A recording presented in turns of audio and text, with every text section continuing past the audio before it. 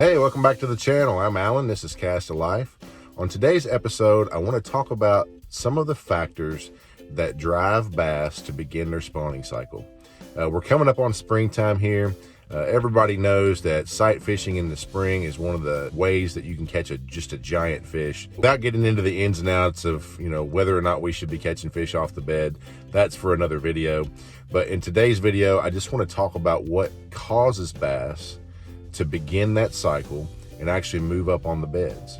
Now, there's a couple of different factors. A lot of guys will tell you, oh, if the water temperature is 55 degrees and there's a full moon, they're going to be spawning. I've fallen into that trap myself of thinking that, of trying to predict tournaments and things and tournament results for fantasy fishing. I fell into that just last week where I was just convinced that we were going to have 100-pound bags of fish. Over the top, I think, man, we're going to be pushing 100 pounds. I would not be surprised to see 100 pounds of bass. No! And the reason I thought that is because the tournament backed right up to a full moon. Air temperature was in the 70s and 80s. The water temperature was in the 60s, 61, 62 degrees, whatever it was. And I was just convinced that we were going to run up into a bunch of spawning fish there and that those pros were going to just light it up and it was going to be just this monster thing. But there were a lot of empty beds. There were a lot of fish that had already spawned out. A lot of factors came into play there, and that's what makes it so difficult to predict, what bass are going to do around the spawn, just based solely on, weather and water temperature.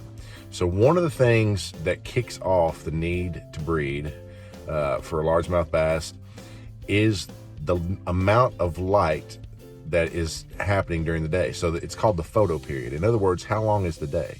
So we have the winter solstice, and then immediately after that, the days begin to get longer.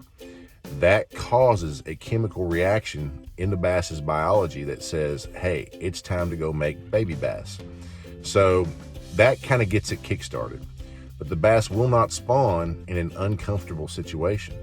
So they have to wait for that water temperature to get to a point that is comfortable for them and safe for their eggs.